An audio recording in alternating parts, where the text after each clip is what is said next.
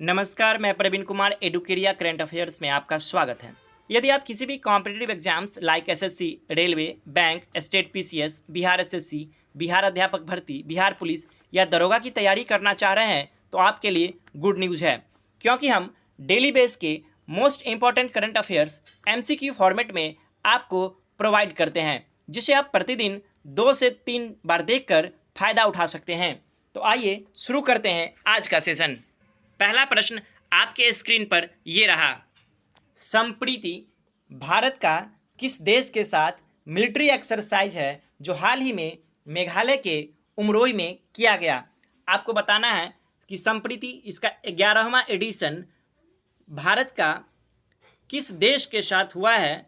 संप्रति किस देश के साथ भारत का मिलिट्री एक्सरसाइज है वो आपको बताना है, जो हाल ही में मेघालय के उमरोई में हुआ है और यह 11वां एडिशन है।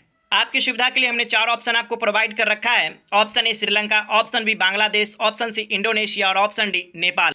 इस प्रश्न का राइट आंसर होगा ऑप्शन बी यानी कि बांग्लादेश। तो संप्रति एक्सरसाइज भारत और बांग्लादेश के बीच मिलिट्री एक्सरसाइज है। वहीं बात करें श्रीलंका के साथ भारत का 2 मिलिट्री एक्सरसाइज होता है, मित्र शक्ति और सिलिनेक्स। तो मित्र शक्ति और सिलिनेक्स भारत का श्रीलंका के साथ होता है। वहीं बात करें इंडोनेशिया के साथ, तो इंडोनेशिया के साथ भारत का गरुड़ शक्ति और इंड इंडो कॉर्पेट, गरुड़ शक्ति और इंड इंडो कॉर्पेट, ये 2 मिलिट्री एक्सरसाइज भारत का इंडोनेशिया के साथ होता है। और भारत का नेपाल के साथ जो मिलिट्री एक्सरसाइज होता है उसका नाम सूर्य किरण है। तो सूर्य किरण भारत और नेपाल के बीच की मिलिट्री एक्सरसाइज का नाम है। अब बढ़ते हैं अगले प्रश्न की ओर। अगला प्रश्न आपको स्क्रीन पे दिख रहा होगा। हाल ही में इंडसइंड बैंक ने ग्राहकों को online all in one digitally सशक्त बनाने के लिए कौन सा मोबाइल एप्लीकेशन लॉन्च किया है? आपकी सुविधा के लिए हमने 4 ऑप्शन प्रोवाइड कर रखा है। Option A Indus, option B इंडुस, ऑप्शन सी इंडेई और ऑप्शन डी इंडू। तो इंडसइंड बैंक ने ग्राहकों को ऑल इन वन डिजिटली सशक्त बनाने के लिए जो मोबाइल एप्लीकेशन लॉन्च किया है उस मोबाइल एप्लीकेशन का नाम है इंडी, यानी कि option number C is the right answer of this question. IndusInd bank की बात की जाए तो इसकी स्थापना 1994 में हुआ था। इसका हेडक्वार्टर मुंबई में है। इसके वर्तमान में एमडी और सीईओ सुमंत कठपालिया हैं और इस इंडसइंड बैंक का टैगलाइन है we feel you become richer. अब बढ़ते हैं अगले प्रश्न की ओर। अगला प्रश्न आपके स्क्रीन पर ये रहा। हाल ही में आरबीआई ने किसके साथ फिनटेक स्टार्टअप स्लाइस के विलय की मंजूरी दे दी है, जिस कारण स्लाइस अब स्मॉल फाइनेंस बैंक बन गया है? Option A Ujjivan small finance bank, option B north east finance bank limited, option C Fincare small finance bank और option D Utkarsh finance bank. तो इस प्रश्न का जो राइट आंसर होगा वो ऑप्शन नंबर बी यानी north east finance bank limited होगा। तो आरबीआई ने north east finance bank limited का स्लाइस के साथ विलय की मंजूरी दे दी है। स्लाइस की बात करें तो इसकी स्थापना 2016 यानी 2016 ईस्वी में हुआ था। इसका हेडक्वार्टर कर्नाटक बेंगलुरु में है और वर्तमान समय में स्लाइस के जो चीफ एग्जीक्यूटिव ऑफिसर हैं वो राजन बजाज हैं। वहीं बात north east small finance bank limited की जाए तो इसकी स्थापना 2015 यानी 2015 में हुआ था। इसका हेडक्वार्टर असम गुवाहाटी में है और वर्तमान समय में इसके एमडी और सीईओ रूपाली कविता हैं। बढ़ते हैं अब अगले प्रश्न की ओर। अगला प्रश्न आपके स्क्रीन पे दिखाई दे रहा होगा। प्रश्न है ग्रीनको ग्रुप द्वारा विकसित भारत की सबसे बड़ी पंप भंडारण परियोजना की क्षमता कितनी है, जिसका उद्घाटन मध्य प्रदेश के मुख्यमंत्री शिवराज सिंह चौहान के द्वारा नीमच जिले में किया गया है? Option A 2440 megawatt, option B 500 megawatt, option C 1100 megawatt और ऑप्शन डी 1440 मेगावाट। तो इस प्रश्न का जो सही आंसर होगा वो ऑप्शन डी यानी 1440 मेगावाट। अब बढ़ते हैं अगले प्रश्न की ओर। अगला प्रश्न आपकी स्क्रीन पे ये रहा। पेयू इंडिया के सीईओ अर्थात चीफ एग्जीक्यूटिव ऑफिसर का नाम आपको बताना है, जिन्हें अब पेयू का ग्लोबल सीईओ भी नियुक्त किया गया है, यानी उसे अब ग्लोबल सीईओ भी बनाया गया है। Option A Mayank Mukherjee, option B Shyama Mukherjee, option C Anand Mukherjee और ऑप्शन डी अनिर्बान मुखर्जी। तो इस प्रश्न का जो आंसर राइट आंसर वो ऑप्शन डी यानी कि अनिर्बान मुखर्जी इस समय जो पेयू इंडिया के सीईओ थे उन्हें ही पेयू का ग्लोबल सीईओ बनाया गया है। पेयू पेयू इंडिया का हेडक्वार्टर गुरुग्राम हरियाणा में है और इसकी स्थापना 2014 में हुआ था और वर्तमान समय में सीईओ अनिर्बन मुखर्जी हैं। अब बढ़ते हैं अगले प्रश्न की ओर। अगला प्रश्न आपके स्क्रीन पर ये रहा। 2023 का नोबेल पुरस्कार रूस के एलेक्सी आई एकीमोव, यूएसए के लुइस ई ब्रूस और फ्रांस के मोंगी जी बावंडी को क्वांटम डॉट्स की खोज और संश्लेषण के लिए मिला है। आपको बताना है ये सभी व्यक्ति किस विषय से संबंध रखते हैं। ऑप्शन ए जीव विज्ञान, ऑप्शन बी अर्थशास्त्र, ऑप्शन सी रसायन और ऑप्शन डी भौतिकी। तो इस प्रश्न का जो राइट आंसर होगा वो ऑप्शन नंबर सी यानी कि रसायन होगा। तो ये तीनों ही नोबेल पुरस्कार विजेता रसायन से संबंध रखते हैं। अब बढ़ते हैं अगले प्रश्न की ओर। अगला प्रश्न आपके स्क्रीन पे ये रहा। हाल ही में किस बैंक ने भारत का पहला ONDC open network for digital commerce network gift card पेश किया है? तो आपको बताना है वो कौन सी बैंक है जिसने हाल ही में ONDC नेटवर्क गिफ्ट कार्ड पेश किया है। आपकी सुविधा के लिए हमने 4 ऑप्शन आपको दे रखा है। Option A Yes bank, option B ICICI bank, option C Axis bank और ऑप्शन डी HDFC बैंक। इस प्रश्न का जो राइट आंसर होगा वो ऑप्शन नंबर ए यानी कि यस बैंक होगा। यस बैंक की बात की जाए तो इसकी स्थापना 2004 यानी 2004 ईस्वी में हुआ था।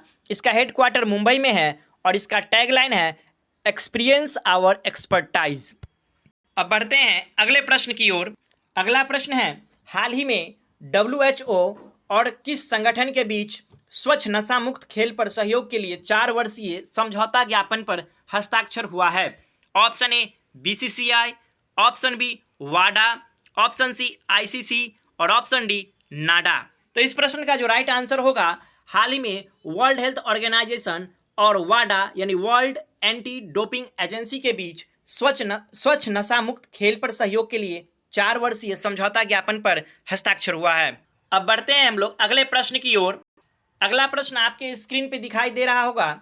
हाल ही में किस राज्य सरकार ने मुख्यमंत्री सुख आश्रय योजना का शुभारंभ किया है, जिसके तहत उस राज्य के अनाथ, विशेष रूप से विकलांग बच्चे, निराश्रित महिलाओं और बुजुर्ग व्यक्तियों की व्यापक सहायता हेतु एक कानून भी बनाया गया है। योजना के साथ साथ एक कानून भी बनाया गया है जो इस मामले में देश का पहला कानून है। Option A Bihar, option B Himachal Pradesh, option C Madhya Pradesh और option D Uttar Pradesh.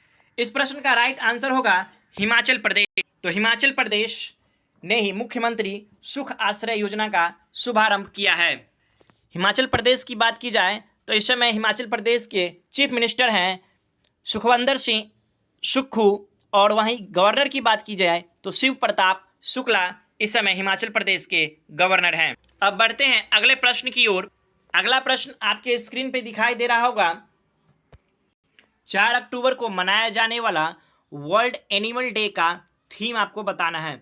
Option A greets the animal, option B theme दिया हुआ है love the animal, option C love all creatures और option D great for small love. Option D जो है वो great और small love them दिया हुआ है। तो इस प्रश्न का जो सही आंसर होगा वो ऑप्शन नंबर डी होगा, अर्थात ग्रेट और स्मॉल लव देम इस वर्ष जो वर्ल्ड एनिमल डे बनाया गया था उसका थीम है। और वर्ल्ड एनिमल डे मनाने का जो विचार दिया गया वो सर्वप्रथम एक जर्मन पत्रिका मैन और डॉग के हेनरिक जिमेरमन थे, उनके द्वारा वर्ल्ड एनिमल डे मनाने की बात सबसे पहले की गई और उसी के आधार पे प्रत्येक वर्ष वर्ल्ड एनिमल डे मनाया जाता है। और इस वर्ष वर्ल्ड एनिमल डे का थीम था ग्रेट और स्मॉल लव देम। अब बढ़ते हैं अगले प्रश्न की ओर। अगला प्रश्न आपको दिखाई दे रहा होगा 4 से 10 अक्टूबर के बीच मनाए जाने वाला वर्ल्ड स्पेस वीक का थीम क्या है? Option A love and space, option B space and craft, option C space and race और option D space and entrepreneurship. तो इस प्रश्न का जो राइट आंसर होगा वो ऑप्शन नंबर डी यानी space and entrepreneurship is the theme of the world space week. Now move to next question. अगला प्रश्न आपके स्क्रीन पे आपको दिखाई दे रहा होगा। हाल ही में किस राज्य सरकार ने मेडिकल बिल प्रतिपूर्ति के लिए मुख्यमंत्री लोक सेवा आरोग्य योजना का शुभारंभ किस राज्य सरकार ने किया है आपको बताना है। आपकी जानकारी के लिए हमने आपको 4 ऑप्शन दे रखा है। Option A Madhya Pradesh, option B Odisha, option C Meghalaya और ऑप्शन डी असम। तो इस प्रश्न का जो राइट आंसर होगा वो ऑप्शन नंबर डी यानी कि असम होगा। तो असम राज्य सरकार ने मेडिकल बिल प्रतिपूर्ति के लिए मुख्यमंत्री लोक सेवा आरोग्य योजना का शुभारंभ किया है। असम में ही भूपेन हजारिका क्रिकेट स्टेडियम है, ध्यान रखना है, भूपेन हजारिका क्रिकेट स्टेडियम असम में है। वहीं बात किया जाए असम के सीएम की, तो असम के सीएम वर्तमान समय में हेमंत बिस्वा शर्मा हैं, जबकि गवर्नर गुलाब चंद कटारिया हैं। बढ़ते हैं अगले प्रश्न की ओर। अगला प्रश्न आपके स्क्रीन पे ये रहा। फ्रांस की एनी एल हुइलियर, पियरे एगोस्टिनी, यानी ये दोनों फ्रांस के ही हैं, और हंगरी के फ्रैंक कॉस्ट को 2023 का नोबेल पुरस्कार मिला है। आपको बताना है इनका संबंध किस विषय से है। ऑप्शन ए अर्थशास्त्र, ऑप्शन बी भौतिकी, ऑप्शन सी जीव विज्ञान और ऑप्शन डी रसायन। तो इस प्रश्न का जो राइट आंसर होगा वो ऑप्शन नंबर बी यानी कि भौतिकी होगा। तो एनी एल हुइलियर, पियरे एगोस्टिनी, ये दोनों फ्रांस के हैं, और हंगरी के फ्रैंक कॉस्ट, इनको 2023 का नोबेल पुरस्कार भौतिकी के क्षेत्र में मिला है। अब बढ़ते हैं अगले प्रश्न की ओर। केरल राज्य की विधानसभा ने सर्वसम्मति से एक प्रस्ताव पारित कर केंद्र सरकार से आधिकारिक तौर पर अपने राज्य का नाम बदलने का आग्रह किया है। केरल का नया नाम क्या रखा जाएगा आपको बताना है। ऑप्शन ए केरली, option B Keralam, option C केरलू और ऑप्शन डी केरला। इस प्रश्न का जो राइट आंसर होगा वो ऑप्शन बी यानी कि केरलम होगा। तो केरल का नया नाम का प्रस्ताव यहाँ की विधानसभा ने सर्वसम्मति से प्रस्ताव पारित कर केंद्र सरकार को भेजा है केरलम करने का। आज का अंतिम प्रश्न आपके स्क्रीन पे। किस राज्य सरकार ने योगी, जोगी और नाथ समुदाय की समस्याओं और मुद्दों की पहचान करने हेतु गोरखनाथ बोर्ड का गठन किया है। Option A Rajasthan, option B Gujarat, option C Bihar और ऑप्शन डी केरल। इस प्रश्न का राइट आंसर होगा ऑप्शन ए यानी कि राजस्थान। तो राजस्थान सरकार ने योगी, जोगी और नाथ समुदाय की समस्याओं और मुद्दों की पहचान करने हेतु गोरखनाथ बोर्ड का गठन किया है। तो आज का करंट अफेयर्स का हमारा सेशन कैसा लगा प्लीज़ कमेंट बॉक्स में ज़रूर लिखिएगा, और क्या ये आपके लिए हेल्पफुल हो रहा है कि नहीं हो रहा है इसके बारे में मुझे अवश्य बताइएगा। और ये सेशन अगर आपको अच्छा लगता है तो प्लीज़ हमारे चैनल को सब्सक्राइब कीजिए, लाइक कीजिए और अधिक से अधिक लोगों के पास शेयर कीजिए, ताकि करंट अफेयर्स की समस्या उनको भी ना रहे। धन्यवाद।